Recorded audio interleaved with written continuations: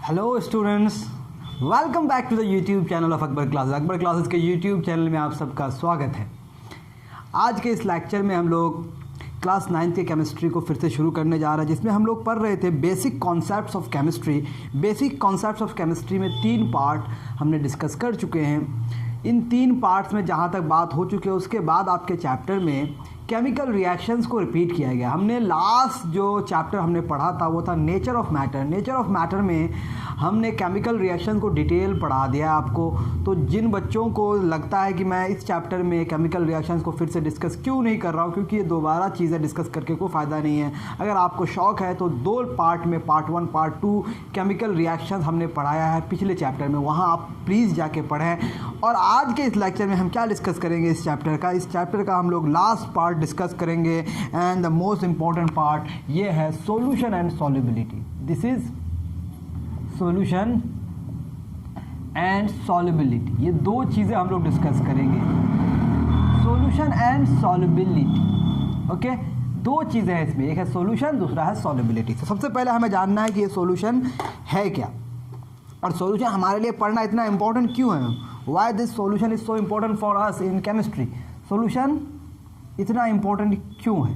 क्योंकि जितने सारे रिएक्शंस होते हैं, most of the reaction take place in solution, यानी कि किसी सॉल्यूशन के अंदर वो रिएक्शन होता है। और मोस्टली ये लिक्विड सॉल्यूशन के अंदर होता है, और लिक्विड सॉल्यूशन में एक्वस सॉल्यूशन के अंदर होता है। तो हम लोग 1 बाय 1 सारी बातें सीखने की कोशिश करेंगे। सबसे पहले जानते हैं कि ये सॉल्यूशन है क्या भला। तो ये सॉल्यूशन है क्या, देखते हैं हम लोग। A solution is a homogeneous mixture of 2 or more components।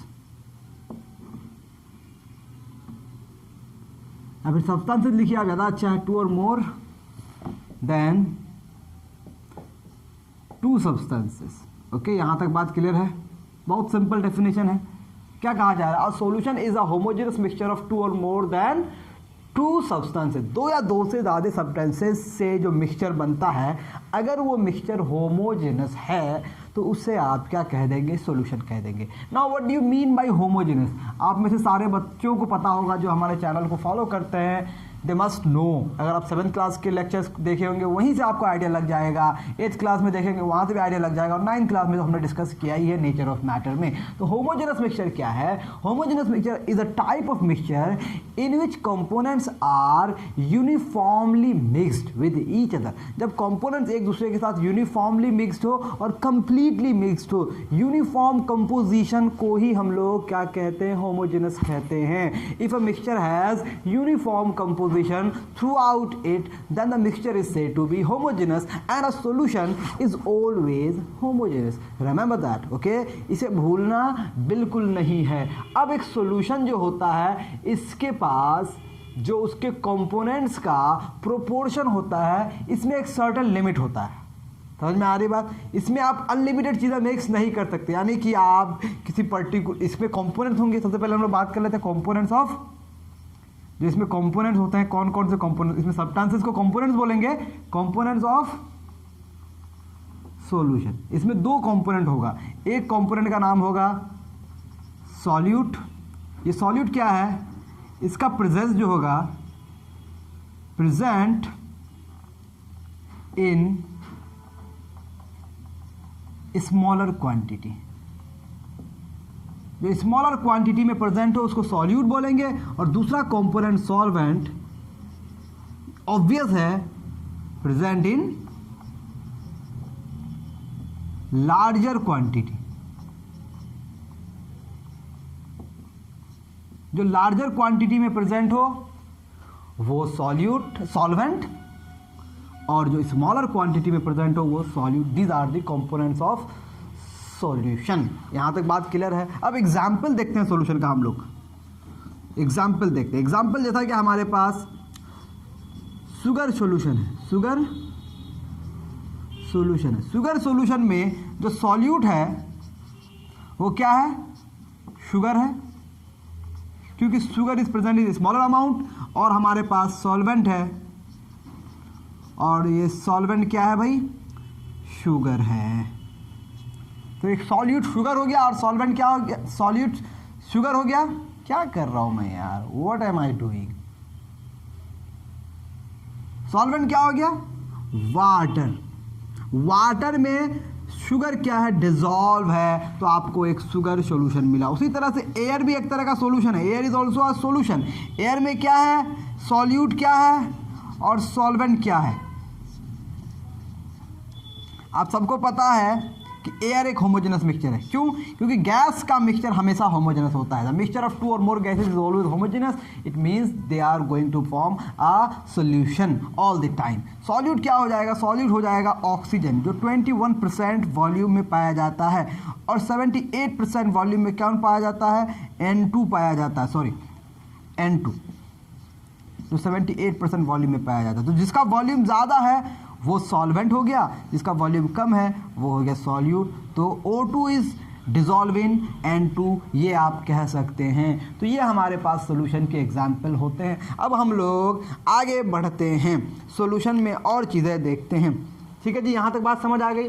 अब आपको देखना है कि जब आपके सॉल्यूशन में सिर्फ दो कंपोनेंट्स हो, सिर्फ दो कंपोनेंट्स हो, तो ऐसे सॉल्यूशन को क्या कहते हैं, solution containing two component. Solution containing two component, a solution containing two components only। जब दो सॉल्यूशन, दो कंपोनेंट सिर्फ हो उसे कहा जाता है बाइनरी सॉल्यूशन, और हमें इसी से मतलब होगा। और ऐसा सॉल्यूशन जिसमें वाटर सॉल्वेंट हो, a solution in which water acts as solvent, ऐसे सॉल्यूशन को कहा जाता है एक्वस सॉल्वेंट। ठीक है जी, aqueous aqueous solution, aqueous solution. और ऐसा सॉल्यूशन जिसमें वाटर सॉल्वेंट ना हो, solution in which solvent is other than water, such as alcohol, CCl4 carbon tetrachloride, benzene. ठीक है, ऐसे सॉल्यूशन को कहा जाता है non aqueous solution, non aqueous solution. But when we will study solution, हम सॉल्यूशन को जब स्टडी करेंगे तो हमारा कंसर्न बाइनरी सॉल्यूशन होगा, और बाइनरी में हम लोग एक्वस सॉल्यूशन को डिस्कस करेंगे। ये कुछ बेसिक बातें हैं that you must know about a solution. I hope आपको यहाँ तक बात समझ आ गई। अब सॉल्यूशन का थोड़ा सा हम लोग क्लासिफिकेशन देख लेते हैं on the basis of your book. आपके बुक में सॉल्यूशन को किस तरह से क्लासिफाई किया है, यहाँ तक बात समझ आ रही है तो ज़रूर बताएं। आप कमेंट सेक्शन पे लिखें कि आपको हमारी बातें समझ आती है और हमारे चैनल के वीडियो से आपको फ़ायदा होता है।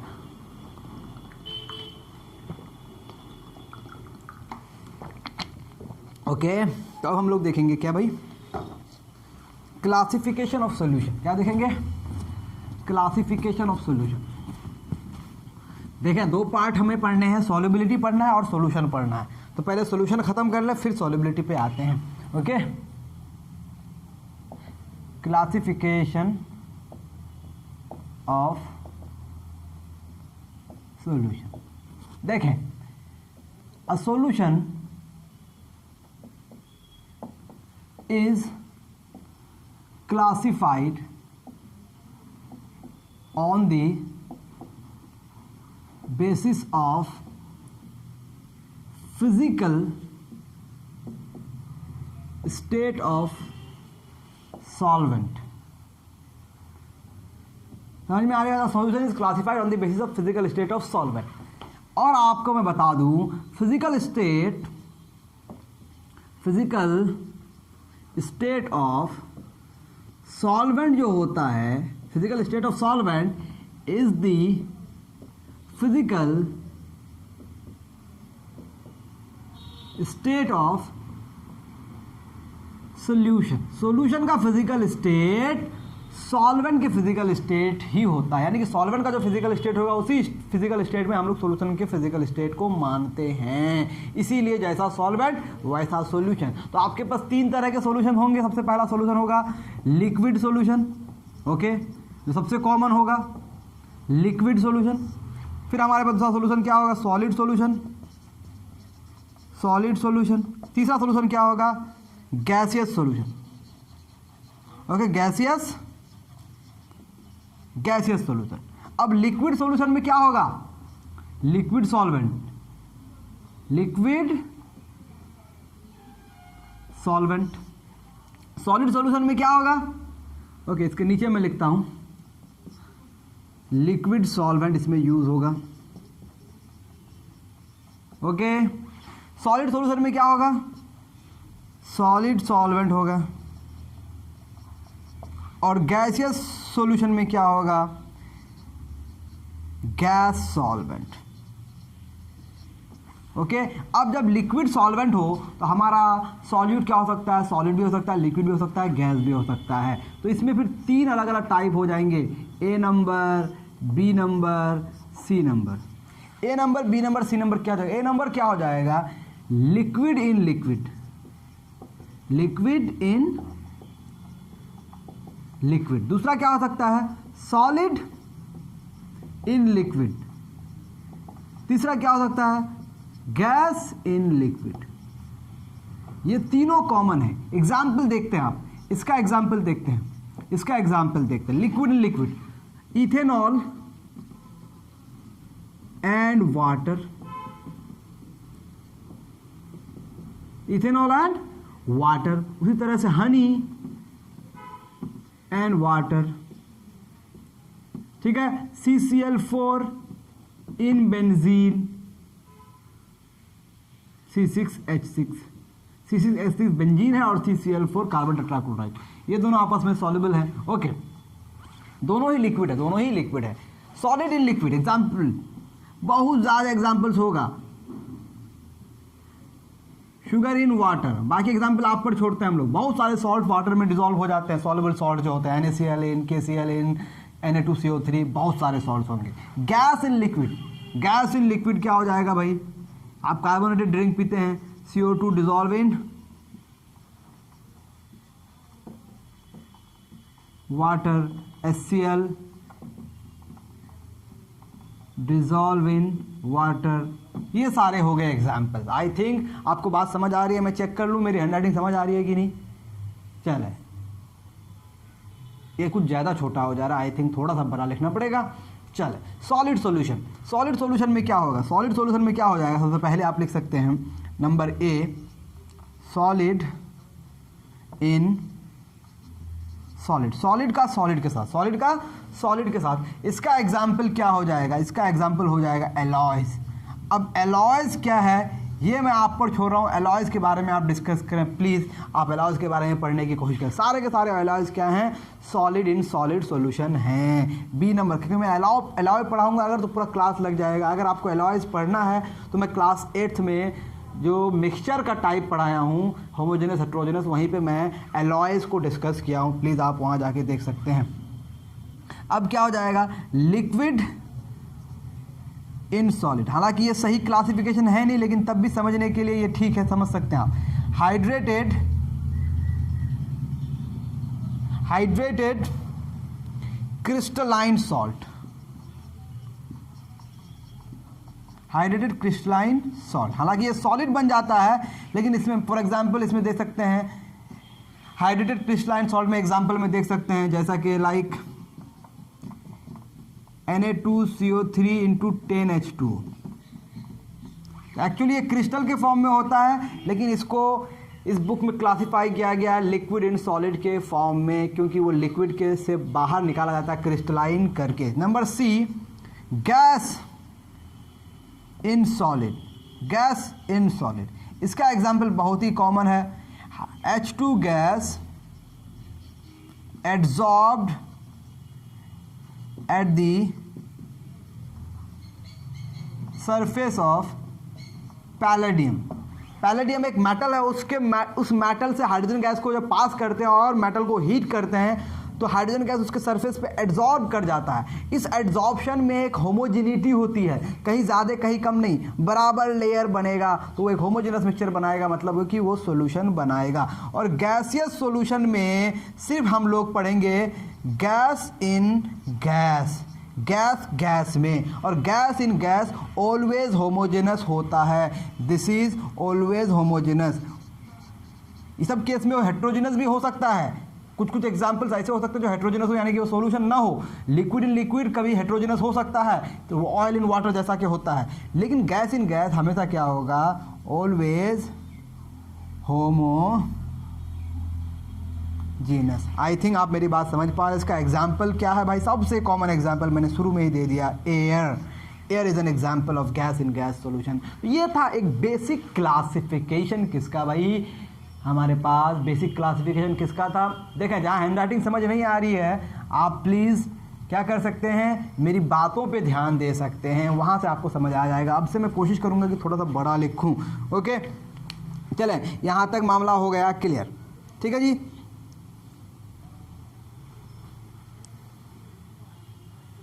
अब आपके बुक में एक इन्फॉर्मेशन लिखा है, मैं उस इन्फॉर्मेशन को पढ़ता हूँ और आपको समझाने की कोशिश करता हूँ कि वो बात कितनी सही है, क्या कह रहा है, ज़रा देखा जाए उसको भी। देखें, हम लोग धीरे धीरे आज इस चैप्टर को फिनिश कर देंगे, फिर नया चैप्टर शुरू करेंगे जिसके लिए आप लोग बहुत एक्साइटेड हैं, है ना। क्या कह रहा है कि when the solvent is gas and the solute is solid और लिक्विड, यानी कि जब आपके पास गैस हो, गैस आपके पास हो, ये हमारा सॉल्वेंट है, ये हमारा सॉल्वेंट है। ओके, अब आपके पास या तो सॉलिड होगा या तो लिक्विड होगा, ये दोनों क्या हैं आपके पास, सॉल्यूट। ये सॉल्यूट आपको या तो सॉलिड होगा या तो लिक्विड होगा। ये जो मिक्सचर बनेगा, ये मिक्सचर हमेशा क्या होगा, heterogeneous, according to your book. मैंने एक्सपेरिमेंट करके देखा नहीं है, लेकिन मैं आपकी बुक के इस कथन को सही मान रहा हूँ। क्या कह रहा है कि अगर आपका सॉलिड या लिक्विड किसी गैस में मिक्स होगा, कोई सॉलिड या लिक्विड किसी गैस में मिक्स होगा, तो वो हमेशा हेट्रोजेनस मिक्सचर बनाएगा। जिस तरह से गैस और गैस, गैस प्लस गैस हमेशा क्या होता है, होमोजेनस, उसी तरह से solid in gas and liquid in gas is always heterogeneous according to your book. लेकिन हायर क्लासेस में मैंने क्लासिफिकेशन देखा है कि सॉलिड इन गैस भी होमोजेनस हो सकता है एंड लिक्विड इन गैस भी होमोजेनस हो सकता है। तो हम लोग बाद में देखेंगे, अभी आपके बुक के एग्जाम्पल्स के अकॉर्डिंग हम लोग चीज़ें देखते हैं। इसमें एग्जाम्पल क्या है, फॉग है, मिस्ट है, फॉग है, मिस्ट है ना, dust particles in air, dust particles in air. Fog और मिस्ट में बहुत ही बेसिक डिफरेंस होता है, ये दोनों लिक्विड इन गैस वाला मिक्सचर है, और डस्ट पार्टिकल्स इन एयर ये सॉलिड इन गैस वाला मिक्सचर है। तो ये सब हेट्रोजेनस मिक्सचर है। फॉग भी हेट्रोजेनस होता है, मिस्ट भी हेट्रोजेनस होता है, और डस्ट पार्टिकल्स इन एयर ये तो हेट्रोजेनस होता ही है। तो ये सारी बातें थी। अब थोड़ा सा आगे बढ़ा जाए, ठीक है जी। देखें, आपने जब क्लास 9th में चीज़ें पढ़ रहे होंगे, आपका एक चैप्टर होगा, चैप्टर का नाम होगा NCERT में is matter around us pure. उसमें 3 तरह के आपने मिक्सचर के चीज़ें, 3 तरह के कॉमन मिक्सचर्स पढ़े हैं, सॉल्यूशन, कोलॉइड एंड सस्पेंशन। तो सॉल्यूशन जो एक्चुअली में होता है उसको ट्रू सॉल्यूशन कहा जाता है, और जो सॉल्यूशन की तरह लगता है बट सॉल्यूशन होता नहीं है उसको कहा जाता है कोलाइडल सॉल्यूशन। तो जो सॉल्यूशन की सारी बातें मान ले वो ट्रू सॉल्यूशन, जिसमें थोड़ी सी कुछ चेंजेस आ जाए, सॉल्यूशंस की कुछ प्रॉपर्टी को ना माने, उसको कहा जाता है कोलाइडल सॉल्यूशन। तो जिसको कोलाइडल सॉल्यूशन और ट्रू सॉल्यूशन में डिफरेंस समझना है, NCERT का मेरा लेक्चर आपके यूट्यूब चैनल पे पड़ा हुआ है, प्लीज़ आप वहाँ देख सकते हैं और डिफरेंसेस पा सकते हैं। क्योंकि पियर्सन ने उन चीज़ों को डिस्कस नहीं किया है तो मेरे लिए भी वो अप्रोप्रिएट नहीं है कि मैं डिस्कस करूँ। अगर जहाँ मिल जाएगा इस चैप्टर में वहाँ डिस्कस कर दूँगा, ठीक है जी। ओके, मैंने आपको कहा कि we are concerned about liquid solution, और लिक्विड में हम लोग बेसिकली क्या पढ़ेंगे, लिक्विड में हम लोग एक्वस सॉल्यूशन को डिस्कस करेंगे। अब देखें, जब किसी सॉल्वेंट में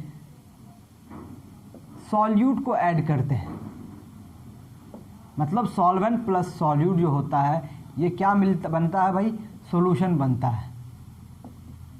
सॉल्वेंट प्लस सॉल्यूट मिलकर क्या बनता है, सॉल्यूशन बनता है। अगर ये सॉल्यूट सॉलिड है, ओके, और ये सॉल्वेंट क्या है, लिक्विड है, तो इस प्रोसेस को, सॉल्वेंट से सॉल्यूशन बनने को हम लोग कहते हैं डिसोल्यूशन। क्या कहते हैं, डिसोल्यूशन। ओके, जब डिसोल्यूशन शुरू होता है at the same time, dissolution मतलब क्या, सॉल्यूट का पार्टिकल सॉल्वेंट के अंदर समा जाना, सॉल्वेंट में गुम हो जाना और सॉल्यूशन बना देना, दिस इज कॉल्ड डिसोल्यूशन। इससे सॉल्यूशन का कंसंट्रेशन बढ़ता है, मतलब amount of solute in the solvent बढ़ता है, यानी कि सॉल्यूशन के फॉर्म में आता है। At the same time solute के पार्टिकल्स आपस में टकराती है और वो फिर से सॉल्यूट बना देता है, यानी कि जब वो सॉल्वेंट में डिसॉल्व होता है तो उसके पार्टिकल्स छोटे होते हैं, लेकिन वो फिर से आपस में कोलाइड करके फिर से सॉलिड बना सकता है, और इस प्रोसेस को हम लोग कहते हैं क्रिस्टलाइजेशन। क्या कहते हैं, क्रिस्टलाइजेशन।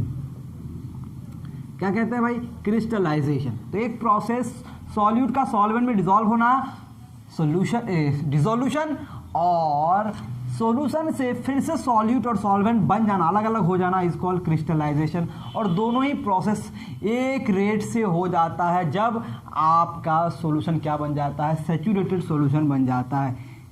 क्या होता है भाई, सैचुरेटेड सॉल्यूशन, सैचुरेटेड सॉल्यूशन। इस बात को आप समझिए, मैं किसी लिक्विड में किसी सॉलिड को डिसॉल्व करना शुरू किया, I have started dissolving sugar for example, तो शुरू में शुगर ज़्यादा डिसॉल्व होगा, यानी कि इनिशियली जो होता है रेट ऑफ डिसोल्यूशन हाई होता है। Initially rate of dissolution, initially क्या होगा आपके पास condition, initially rate of dissolution is greater. अब आपने कभी ऑब्जर्व किया कि शुरू में रेट ऑफ डिसोल्यूशन तेज होता है, फास्ट होता है, ओके, फास्टर, लेकिन जैसे जैसे आप मोर सॉल्यूट ऐड करते हैं इट बिकम स्लोअर, ये स्लो होने लगता है। इसका मतलब कोई नया काम शुरू हो गया है, और वो नया काम क्या होता है, क्रिस्टलाइजेशन। ओके, तो initially rate of dissolution faster होता है, लेकिन जैसे जैसे सॉल्यूशन का अमाउंट बढ़ता है, यानी कि सॉल्यूट ज़्यादा डिसॉल्व होता है, क्रिस्टलाइजेशन का रेट भी बढ़ता है। एक ऐसा समय आता है जब रेट ऑफ डिसोल्यूशन और रेट ऑफ क्रिस्टलाइजेशन बराबर हो जाता है, उस समय आपका सॉल्यूशन क्या कहलाता है, सैचुरेटेड सॉल्यूशन के अंदर क्या होगा, in a saturated solution, in a saturated solution rate of dissolution बराबर हो जाता है रेट ऑफ क्रिस्टलाइजेशन का। जब रेट ऑफ डिसोल्यूशन और रेट ऑफ क्रिस्टलाइजेशन बराबर हो गया, रेट ऑफ डिसोल्यूशन में वो डिसॉल्व हो रहा है, लेकिन उसी रेट से क्रिस्टल्स बन रहे हैं, यानी कि और उसमें सॉल्यूट डिसॉल्व नहीं होगा। यानी कि जब आपके पास कोई सैचुरेटेड सॉल्यूशन हो गया, इट में in a saturated solution no more solute can be added। ठीक है, जब आपके पास कोई सैचुरेटेड सॉल्यूशन होगा, टेम्परेचर फिक्स है, टेम्परेचर इज फिक्स, टेम्परेचर बढ़ाएंगे घटाएंगे तो मामला बदलेगा, फिक्स टेम्परेचर में ये सारी बातें हो रही है। सैचुरेटेड सॉल्यूशन है, सैचुरेटेड सॉल्यूशन में rate of dissolution rate of crystallisation के बराबर हो गया, उसमें और सॉल्यूट ऐड नहीं किया जा सकता है। सॉल्यूट क्यों नहीं ऐड किया जा सकता है, क्योंकि rate of dissolution rate of crystallisation के बराबर हो गया। तो जब तक उसमें डिसॉल्व हो रहा था, जब तक रेट ऑफ डिसोल्यूशन ज़्यादा था, जब तक रेट ऑफ डिसोल्यूशन ज़्यादा था, रेट ऑफ क्रिस्टलाइजेशन से। जब तक rate of dissolution rate of crystallisation से ज़्यादा था उस वक्त हमारा जो सॉल्यूशन था उस वक्त सॉल्यूशन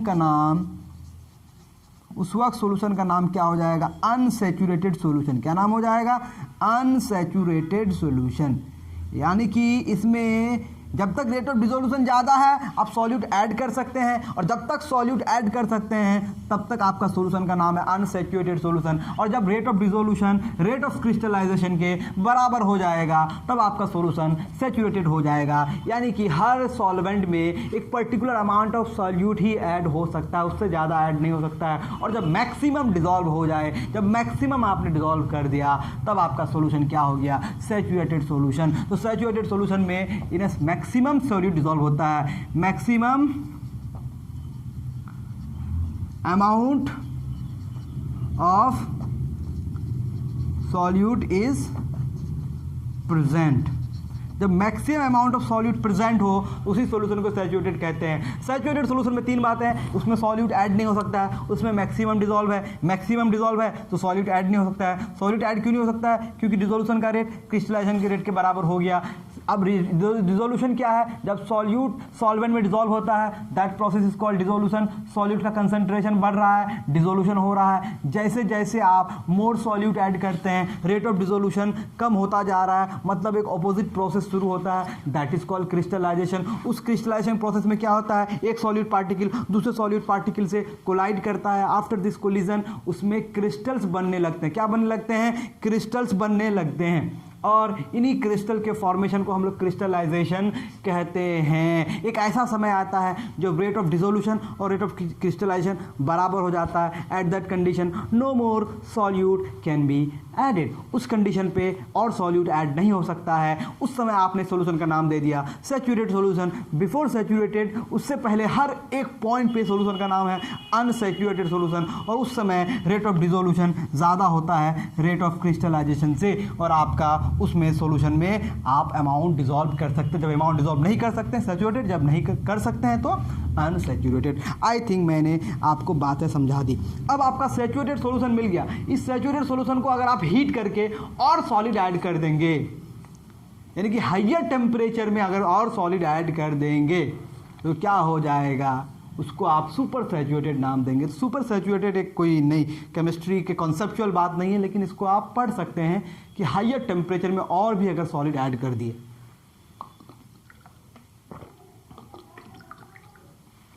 शुगर सिरप जो बनता है जिसको आप शीरा कहते हैं, शीरा, वो हाइयर टेम्परेचर में बनता है। ओके, यहाँ तक बात समझ आ गई आपको? चलें, ये बात आपको समझना बहुत ज़रूरी था। यहाँ तक अगर मैं समझा पाया तो थोड़ा सा आगे बढ़ा जाए। चलें, सैचुरेटेड और अनसैचुरेटेड का कॉन्सेप्ट अब आपको समझ आ गया। देखें, जब rate of dissolution rate of crystallisation के बराबर हो जाता है तो इस कंडीशन को हम लोग कहते हैं equilibrium condition. This condition is known as equilibrium condition. This condition is equilibrium condition. Equilibrium condition. Equilibrium condition किसके किसके बीच में? Between dissolve and undissolve solute. Okay, क्योंकि डिसोल्यूशन में सॉल्यूट डिसॉल्व हो रहा है और क्रिस्टलाइजेशन में डिसॉल्व सॉल्यूट अनडिसॉल्व के फॉर्म में आ रहा है। तो डिसॉल्व एंड अनडिसॉल्व सॉल्यूट के बीच में इक्विलिब्रियम आ गया, दोनों का रेट बराबर हो गया। Rate of dissolution rate of crystallisation के जब बराबर हो जाए तो सॉल्यूट जो डिसॉल्व है और सॉल्यूट जो डिसॉल्व नहीं हुआ है उन दोनों के बीच में इक्विलिब्रियम आता है। I think you have got the point. तो ये एक नई बात है इक्विलिब्रियम से रिलेटेड, ज़रूर याद रखेंगे आप, पक्का याद रखेंगे। चैनल पे नए हैं तो सब्सक्राइब कर दें, अगर आपने बेल आइकन नहीं दबाया है तो वो दबा दें, और लाइक ज़रूर करें क्योंकि लाइक करना आपके लिए बहुत इंपॉर्टेंट है। अब हम लोग डिस्कस करेंगे सॉल्युबिलिटी। तो अभी हमें पता चल गया कि किसी पर्टिकुलर सॉल्वेंट में हम लोग किसी given amount of solute he dissolve कर सकते हैं। मतलब ऐसा नहीं कि अनलिमिटेड अमाउंट ऑफ सॉल्यूट को आप डिसॉल्व कर सकते हैं। तो मैक्सिमम जितना डिसॉल्व कर सकते हैं उसी मैक्सिमम कैपेसिटी का नाम है सॉल्युबिलिटी। क्या है सॉल्युबिलिटी? मैं इसको डिफाइन कर दूं, the maximum amount of a maximum amount of solute that can be dissolved in a given amount of solvent at a given temperature and pressure. Okay, यहाँ तक बात समझिए आप. Maximum amount of solute, maximum कितना solute dissolve हो सकता है, maximum amount of solute that can be dissolve in a given amount of solvent. Solvent का एक फिक्स अमाउंट होगा, उस सॉल्वेंट के फिक्स अमाउंट में जब टेम्परेचर और प्रेशर फिक्स हो, मैक्सिमम कितना सॉल्यूट डिजॉल्व हो सकता है, इसी को हम लोग कहते हैं सॉल्युबिलिटी. अगर हमारे पास if given amount of solvent is taken as 100 gram, अगर हम लोग 100 ग्राम सॉल्वेंट की बात करें तो इस 100 ग्राम में मैक्सिमम कितना डिसॉल्व हो सकता है. मान लेते हैं 100 ग्राम हमने फिक्स कर दिया, तो सॉल्युबिलिटी क्या हो जाएगी, सॉल्युबिलिटी हो जाएगी, क्या हो जाएगा, अमाउंट ऑफ सॉल्यूट. ठीक है जी, और ये कौन सा सॉल्यूट है, maximum amount of solute.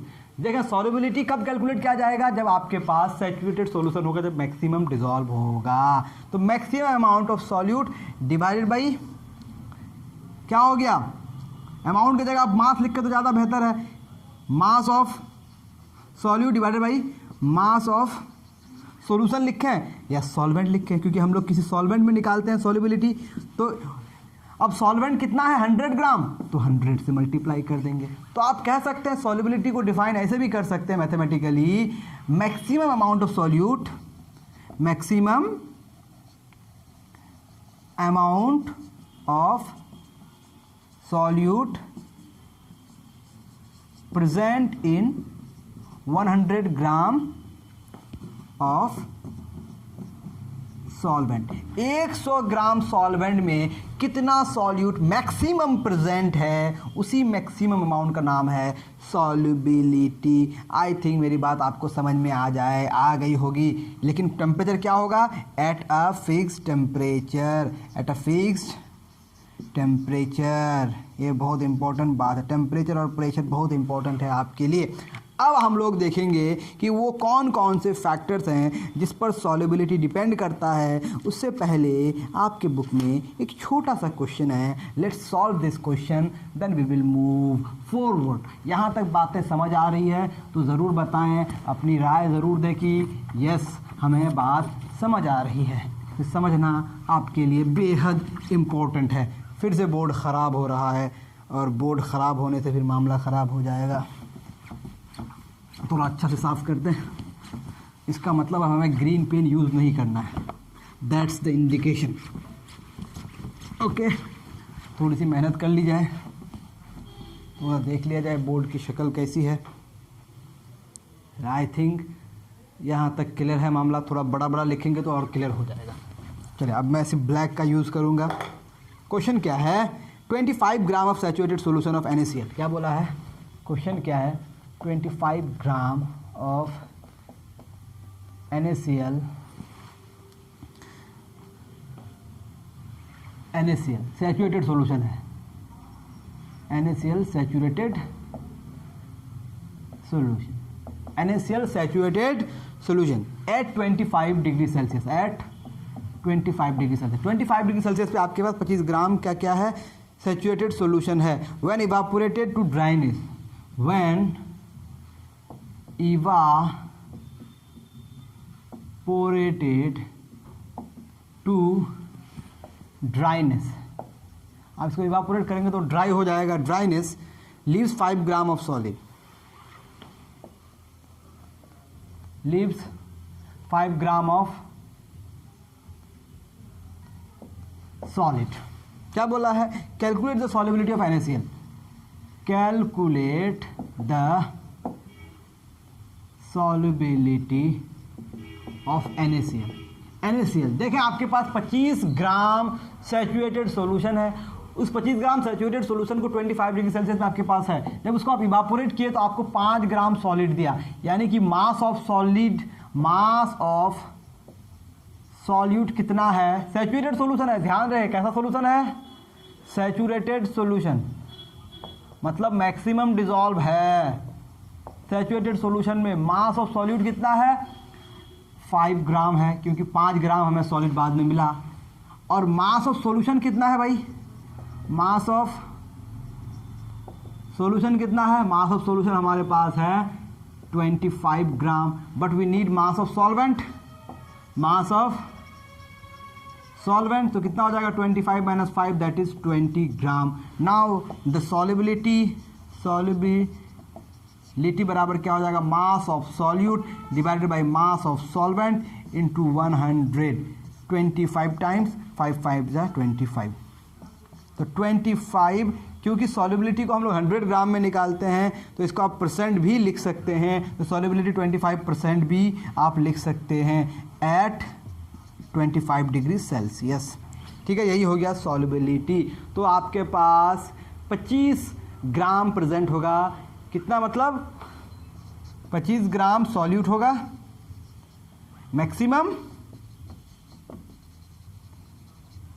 25 gram solute होगा इन 100 ग्राम सॉल्वेंट में एट 25 डिग्री सेल्सियस। यही ना सॉल्युबिलिटी है। तो मैक्सिमम अगर 25 ग्राम प्रेजेंट हो 100 ग्राम सॉल्वेंट में 25 डिग्री सेल्सियस पे, तो वो उसकी सॉल्युबिलिटी होगी। आई थिंक यहाँ तक बात समझ आ गई। नाउ वी विल डिस्कस कौन कौन से फैक्टर्स हैं जो सॉल्युबिलिटी को अफेक्ट करते हैं, फैक्टर्स अफेक्टिंग सॉल्युबिलिटी। चलें देखते हैं हम लोग कौन कौन से फैक्टर पे डिपेंड करता है। ओ हो हो आप लोगों को बोर्ड क्लियर दिख रहा है? इसमें ग्रीन कलर का जो ये है टेक्सचर है वो आ गया इसके बैकग्राउंड में, तो मे बी ये आपको डिफ़िकल्टी डाल सकता है, बट आई विल राइट बिगर, तो चीज़ें क्लियर हो जाएंगी। अब जो है हमारे पास सॉल्युबिलिटी किस किस फैक्टर पे डिपेंड करती है। सॉल्युबिलिटी देखें, अगर हमारे पास सॉलिड है और किसी लिक्विड में डिसॉल्व करेंगे तो वो कौन कौन से फैक्टर पे डिपेंड करेगा। अगर गैस है तो वो कौन कौन से फैक्टर पे डिपेंड करेगा। और आपके बुक में गैस के बारे में भी कुछ कुछ चीज़ें दी गई है, सॉल्युबिलिटी ऑफ गैस में भी बातें होंगी। तो कौन कौन से फैक्टर पे सॉल्युबिलिटी डिपेंड करेगा देख लेते हैं हम लोग। तो सॉल्युबिलिटी डिपेंड्स ऑन कौन कौन से चीज़ पे डिपेंड करता है। Number 1, nature of solute and solvent. Number 2, temperature, and number 3, pressure. Temperature और प्रेशर का इफेक्ट देखेंगे। प्रेशर का effect when gases dissolve in liquid, तब प्रेशर का इफेक्ट होगा। टेम्परेचर का इफेक्ट सॉलिड और लिक्विड में होगा, लिक्विड और लिक्विड में होगा, क्योंकि प्रेशर लिक्विड और सॉलिड पर कोई चेंज नहीं लाता है, टेम्परेचर लाता है। अब nature of solute and solvent को समझते हैं। Nature of solute and solvent को समझने की कोशिश करते हैं। नेचर का मतलब क्या है, इसमें हम लोग एक टर्म पढ़ेंगे, लाइक डिसॉल्व्स लाइक। अगर सॉल्यूट और सॉल्वेंट का intermolecular force of attraction same है तो वो एक दूसरे को डिसॉल्व कर लेगा। जैसा कि शुगर है ना, एंड NaCl है ना, easily readily dissolves in water, readily dissolves in H2O, but CCl4 does not, है ना। लेकिन CCl4 readily dissolves in benzene। देखा, CCl4 does not किसमें, H2O में आसानी से डिसॉल्व नहीं होता है। शुगर NaCl आसानी से डिज़ोल्व हो जाता है, लेकिन फिर यही CCl4 बेंजीन में डिज़ोल्व हो जाता है। इससे पता क्या चला कि इन दोनों का नेचर, इसका नेचर सेम है और इसका नेचर सेम है, तो उनके पार्टिकल्स के बीच में इंटरमॉलिकुलर फोर्स ऑफ अट्रैक्शन अगर सेम हो तो एक दूसरे में डिसॉल्व हो जाएगा, उसकी सॉल्युबिलिटी हाई होगी। शुगर NaCl में सॉल्युबिलिटी हो सकता है कि NaCl की सॉल्युबिलिटी ज़्यादा हो, शुगर की सॉल्युबिलिटी कम हो, लेकिन ये आसानी से सॉल्युबल हो जाता है, दे आर हाईली सॉल्युबल। लेकिन CCl4 बहुत ही कम डिसॉल्व होता है, ये आसानी से डिसॉल्व नहीं होता है। तो ये नेचर की बात होगी। उसके बाद टेम्परेचर का इफेक्ट देखेंगे। अगर टेम्परेचर बढ़ाएंगे तो क्या होगा, टेम्परेचर घटाएंगे तो क्या होगा। उससे पहले हमें एक चीज़ पढ़नी है, वो है क्या भाई, देखें टेम्परेचर बढ़ाने से जनरली किसी सॉलिड का किसी लिक्विड में सॉल्युबिलिटी बढ़ जाती है, बट वी विल डिस्कस, ठीक है, कि क्या असल में मामला है। देखें ऐसे ऊपर ऊपर पढ़ लेंगे तो नहीं होगा, उससे पहले हमें डिस्कस करना है सॉल्युबिलिटी कर्व। ये सॉल्युबिलिटी कर्व होता क्या है, ठीक है जी। ये तो समझ में आ गया कि सॉल्युबिलिटी किस किस फैक्टर पे डिपेंड करता है, सॉल्युबिलिटी है क्या, ये समझ आ गई बात हमें। ओके, देखें अब क्या है हमारे पास, सॉल्युबिलिटी कर्व। सॉल्युबिलिटी कर्व्स क्या है, temperature versus solubility. Temperature versus solubility curve. Temperature versus solubility curve को ही हम लोग क्या कहते हैं, टेम्परेचर वर्सेस सॉल्युबिलिटी, उसी को हम लोग क्या कहते हैं, सॉल्युबिलिटी कर्व कहते हैं। Variation of temperature versus solubility, variation of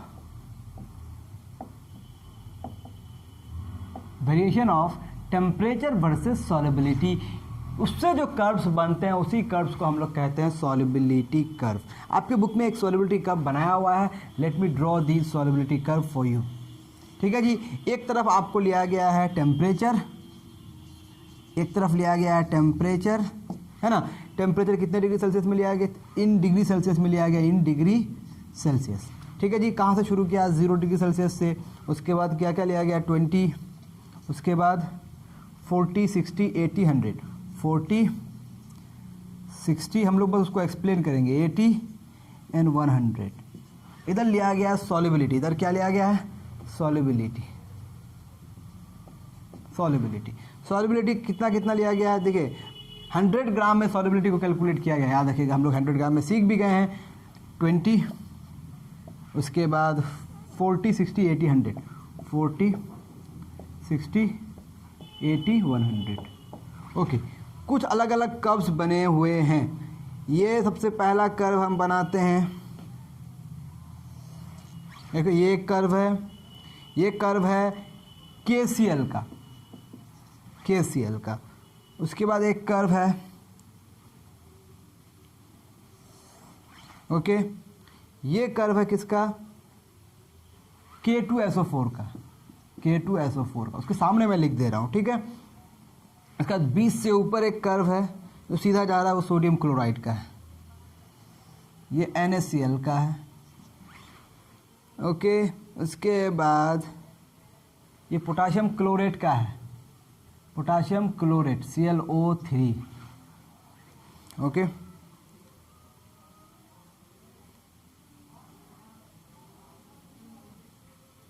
और इसके ये थोड़ा सा सीधा है,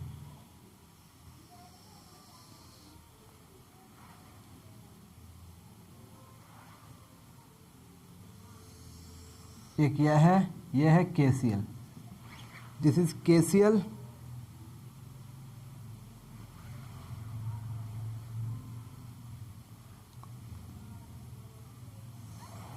एक ये है this is potassium bromide KBr, और एक ये है potassium nitrate, I think this is potassium nitrate KNO3, potassium nitrate, and एक है पोटाशियम ब्रोमाइड 60 के नीचे, ये है पोटाशियम ब्रोमाइड। ये क्या पता चल रहा है, देखें फॉर एग्जाम्पल यहाँ से क्या पता चलेगा आपको, what you are going to learn from these curves। ये एक तरफ टेम्परेचर है, एक तरफ सॉलिबिलिटी है, अलग अलग टेम्परेचर में अलग अलग सॉलिबिलिटी है। तो ये सारे सॉलिड्स हैं, KNO3 हो या फिर KBr हो या फिर KClO3 हो, KCl हो, NaCl हो, K2SO4, these all are solids. तो किसी सॉलिड का टेम्परेचर बढ़ने से सॉलिबिलिटी भी बढ़ रही है, ये तो जनरल बात हो गई। सॉलिड इन लिक्विड है ना, जनरल केस क्या होगा, इन जनरल अगर आप टेम्परेचर बढ़ाएंगे तो सॉलिबिलिटी भी क्या कर जाएगी, बढ़ जाएगी।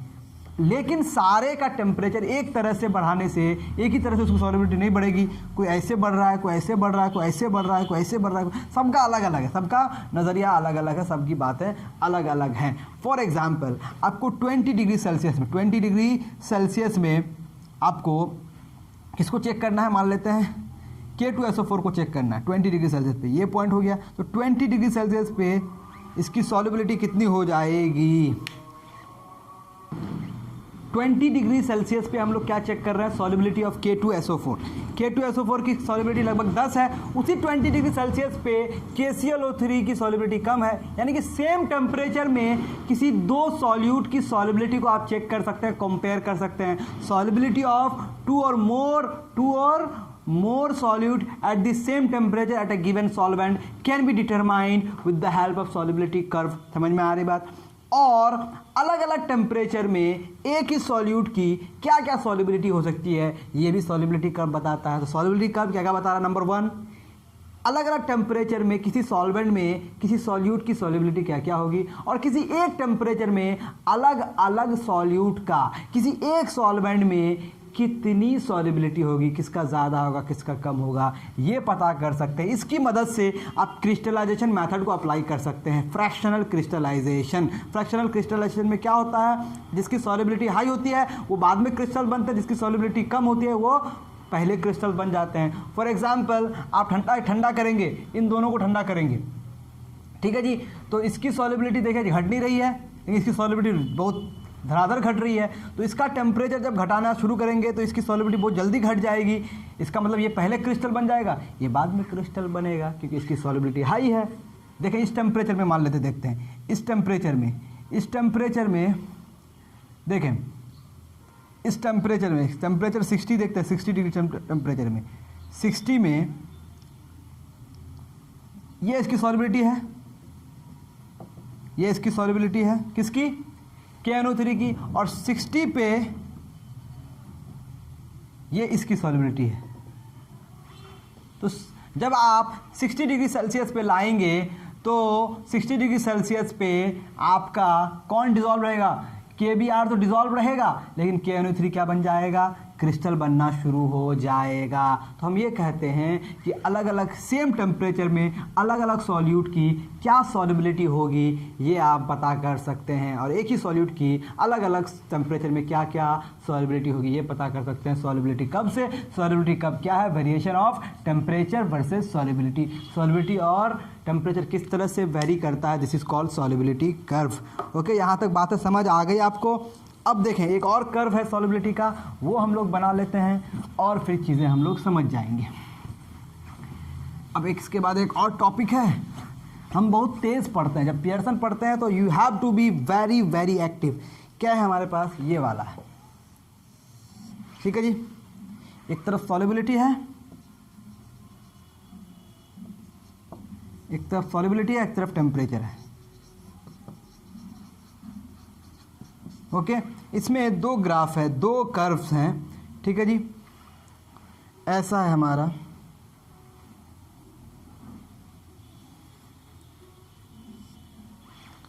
एक ये है,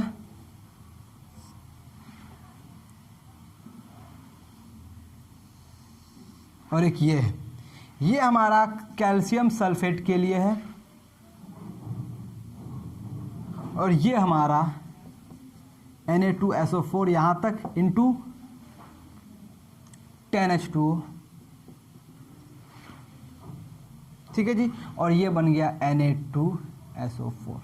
ये जो टेम्परेचर रेंज है, ये टेम्परेचर है आपका 32.8 डिग्री सेल्सियस। तो खास बात क्या है कि Na2SO4 की सॉलिबिलिटी बढ़ रही है, कब तक, 32.8 डिग्री सेल्सियस तक। उसके बाद इसमें वाटर ऑफ क्रिस्टलाइजेशन लॉस कर दिया। वाटर ऑफ क्रिस्टलाइजेशन जो ही लॉस किया उसकी सॉल्युबिलिटी फिर से क्या करने लगी, घटने लगी, फिर से बढ़ने लगी। तो ये क्या है, थोड़ा सा इनअप्रोप्रिएट बिहेवियर है इस तरह के कंपाउंड्स का, तो आप इसको कंसीडर नहीं करेंगे। इसका देखें पहले बढ़ता है फिर बाद में घटता है। तो टेम्परेचर बढ़ाने से हमेशा सॉल्युबिलिटी बढ़ेगी ये ज़रूरी नहीं है। जनरली किसी सॉलिड की सॉल्युबिलिटी किसी लिक्विड में बढ़ती है, लेकिन अक्सर ऐसा नहीं होता है, जैसा कि आपको यहाँ केस दिखा। अब देखें डिसोल्यूशन। डिसोल्यूशन को समझते हैं। डिसोल्यूशन में क्या हो रहा है, सॉल्यूट सॉल्वेंट में डिसॉल्व हो रहा है। तो अगर आपके पास सॉल्यूट के पार्टिकल्स छोटे हैं, फॉर एग्जांपल आप शुगर और सॉल्ट को डिसॉल्व करेंगे तो सॉल्ट के पार्टिकल्स बड़े होते हैं और शुगर के पार्टिकल्स छोटे होते हैं, तो सॉल्ट पहले डिसॉल्व हो जाएगा, शुगर देर से डिसॉल्व होगा। और आपने 2 कंटेनर में शुगर को डिसॉल्व करना है। एक कंटेनर में आप चम्मच से जो स्पून से स्टिर कर रहे हैं, दूसरे में स्टिर नहीं कर रहे हैं, तो जिसको स्टिर कर रहे हो पहले डिसॉल्व हो जाएगा। This is called agitation. Agitate करेंगे तो पहले डिसॉल्व हो जाएगा। टेम्परेचर अगर बढ़ा देंगे तो वो पहले डिसॉल्व हो जाएगा, जनरली ऐसा होगा। तो डिसोल्यूशन का रेट भी किसी किसी फैक्टर पे डिपेंड करता है। 3 फैक्टर पे डिपेंड करता है डिसोल्यूशन का। रेट ऑफ डिसोल्यूशन, नंबर 1 की size of solute, number 2 agitation, number 3 temperature. Size of particle छोटे होंगे, डिसोल्यूशन का रेट ऑफ डिसोल्यूशन बढ़ जाएगा। एजिटेशन बढ़ेगा, रेट ऑफ डिसोल्यूशन बढ़ जाएगा। जितना ज़्यादा हिलाएंगे उतना जल्दी डिसॉल्व होगा। टेम्परेचर बढ़ेगा, रेट ऑफ डिसोल्यूशन बढ़ जाएगा। जनरली ऐसा होता है, इन कभी कभी केसेस ऐसे भी हो सकते हैं। आई होप आप मेरी बात समझ रहे हैं। अब एक लास्ट चीज़ हम लोग पढ़ के चैप्टर कर देंगे फिनिश, और वो क्या है, solubility of a gas in a liquid. किसी गैस का किसी लिक्विड में सॉल्युबिलिटी पर क्या असर होगा। ध्यान रहे, सारे गैस सारे लिक्विड में डिसॉल्व नहीं होते हैं। फॉर एग्जांपल वाटर में HCl हाईली सॉल्युबल है, ऑक्सीजन बहुत ही कम सॉल्युबल है, और उसी लिटिल सॉल्युबिलिटी की वजह से पूरी की पूरी एक्वेटिक लाइफ सस्टेन करती है। तो solubility of gas in liquid कितना इंपॉर्टेंट है। आप कार्बोनेटेड ड्रिंक्स पीते हैं, उसमें कार्बन डाइऑक्साइड गैस डिसॉल्व होता है, जिससे आपको टेंगी टेस्ट मिलता है। आप जब उसको पीते हैं तो आप बड़ा मज़ा आ जाता है आपको। तो ये सारी चीज़ें होती है। तो solubility of a gas in a liquid हम देखते हैं। ओके, क्या करेंगे हम लोग, मैंने क्या बताया कि सारे गैसेस सारे लिक्विड में डिसॉल्व नहीं होते हैं। कुछ ज़्यादा सॉल्युबल होता है, कुछ कम सॉल्युबल होता है, कुछ डिसॉल्व होते ही नहीं हैं। Solubility of a gas in liquid. Okay जी, टेम्परेचर बढ़ाएंगे तो सॉल्युबिलिटी घट जाएगी। बहुत सिंपल, टेम्परेचर बढ़ाएंगे तो सॉल्युबिलिटी घट जाएगी। किसी गैस का किसी लिक्विड में टेम्परेचर बढ़ाने से सॉल्युबिलिटी घट जाएगी। क्यों? क्योंकि टेम्परेचर बढ़ने से गैस एक्सपेंड करेगा, एक्सपेंड करने से वो लिक्विड से एस्केप करना चाहेगा। आप देख सकते हैं कोल्ड ड्रिंक अगर आपका किस में रहता है, फ्रिज में रहता है, तो उस कोल्ड ड्रिंक का स्वाद और जो बाहर रहता है उस कोल्ड ड्रिंक का स्वाद, तो टेम्परेचर का डिफरेंस है, सॉल्युबिलिटी घट चुका है, सॉल्युबिलिटी घट चुका है। तो टेम्परेचर बढ़ने से सॉल्युबिलिटी घट जाती है। अब देखते हैं गर्मी के दिनों में मछलियाँ ऊपर आ जाती है, मछलियाँ ऊपर आ जाती है। क्यों? क्योंकि जो डिसॉल्व अमाउंट ऑफ ऑक्सीजन है वो घट जाता है। और ठंड के दिनों में आराम से वो रहता है, कुछ नहीं, उसमें कुछ मूवमेंट नहीं है, एकदम आराम से एक जगह बैठा हुआ रहता है, क्योंकि उसको ऑक्सीजन आराम से मिल रहा होता है। तो जनरली क्या होगा, टेम्परेचर बढ़ेगी, सॉल्युबिलिटी घट जाएगी किसी गैस का किसी लिक्विड में। और प्रेशर बढ़ाएंगे तो सॉल्युबिलिटी बढ़ जाएगी। समझ में आ रही बात? Pressure of the gas is directly proportional to the solubility of a gas over the surface of a solubility of a gas is directly proportional to the pressure exerted by the gas over the surface of liquid। ये हमारा 2 container है, इसमें हमने piston लगा दिया, ये हमारा piston है। ओके, ये हमारा पिस्टन है, इस पिस्टन को दबाएंगे, यहाँ पर हमारा गैस भरा हुआ है, गैस भरा हुआ है, यहाँ पर एक वेट आपने दिया और यहाँ पे लिक्विड है, और आपने दूसरा कंटेनर लिया, पिस्टन पे आपने 2 वेट डाल दिया, एक वेट इधर डाल दिया और एक वेट इधर डाल दिया। तो अब ज़्यादा गैस डिसॉल्व हो जाएंगे, समझ में आ रही बात। तो यहाँ पर ज़्यादा सॉलिबिलिटी होगी, यहाँ पर कम सॉलिबिलिटी होगी। तो प्रेशर कम, कम सॉलिबिलिटी, प्रेशर ज़्यादा, ज़्यादा सॉलिबिलिटी, यानी कि pressure is directly proportional to solubility. कौन सा गैस? गैस का प्रेशर। इसी को कहा जाता है हेनरीज लॉ। हायर क्लासेस में हेनरीज लॉ को हम लोग डिटेल में डिस्कस करेंगे कि हेनरीज लॉ होता क्या है। लेकिन अभी आप ये जान लें, अगर किसी गैस का प्रेशर किसी लिक्विड के सरफेस पे बढ़ेगा तो उस लिक्विड में उस गैस की सॉलिबिलिटी बढ़ जाएगी। यहाँ तक बातें समझ में आ गई। इसीलिए हाई प्रेशर में आप जब किसी कोल्ड ड्रिंक के ढक्कन को खोलते हैं तो फिजी साउंड आता है, क्योंकि प्रेशर आप घटाते हैं तो गैसेस बाहर निकलते हैं। हाई प्रेशर में हाई सॉलिबिलिटी, लो प्रेशर में लो सॉलिबिलिटी। यहाँ तक बातें हो गई क्लियर। तो प्रेशर किसी गैस का अगर किसी लिक्विड के सरफेस पे बढ़ाएंगे उसकी सॉलिबिलिटी बढ़ जाएगी, टेम्परेचर बढ़ाएंगे उसकी सॉलिबिलिटी घट जाएगी। ये सारे मामले थे। कुछ क्वेश्चंस हैं, आप ज़रूर इनको पढ़ें। इन क्वेश्चन से आपको क्या समझ आता है कमेंट सेक्शन में ज़रूर बताएं, और इस चैप्टर के क्वेश्चंस को ज़रूर बनाएं। क्वेश्चंस बनाने के बाद आप कमेंट सेक्शन में आके लिखें कि I have made all the question. अगर प्रॉब्लम है तो हम क्वेश्चन आंसर सेशन ज़रूर करेंगे। Thank you for joining us. अगर चैनल में नए हैं तो सब्सक्राइब कर दें। अगर पहले से आप हमारे चैनल को फॉलो करते हैं तो उन दोस्तों तक शेयर करें जो दोस्त पियर्सन पढ़ना चाहते हैं और बहुत कुछ अपनी ज़िंदगी में करना चाहते हैं। Again thank you very much for joining us. Keep supporting us.